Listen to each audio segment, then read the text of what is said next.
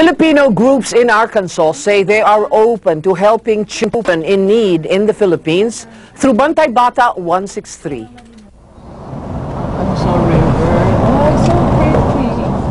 Bantay Bata 163 Program Director Tina Monzon Palma spearheaded a series of fundraising roadshows in the United States. Through the pioneering efforts of Mountain Crest Foundation Executive Director Joel Sibag, presentations were conducted in the states of Missouri, Arkansas, and Tennessee. The Northwest Arkansas Filipino American Association and the Christian Worship Center were instrumental in organizing the gathering in Springdale. We're blessed here in the United States, and we know how the children back in the Philippines are struggling, and so there are a lot of people that like to help. We've got to work together to make this world work. I appreciate being able to be a part of it.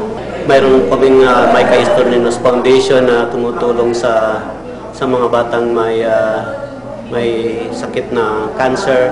Kayo po makaasa na ang mga namumuno sa Bantay Bata at ang Micah Estorninos Foundation ay magkasama-sama,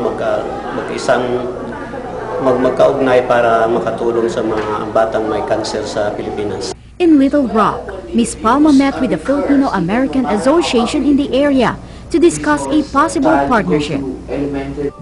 By getting to know more about Bantay Bata, our kababayans in Arkansas have found a concrete way of contributing to the needs of the less fortunate.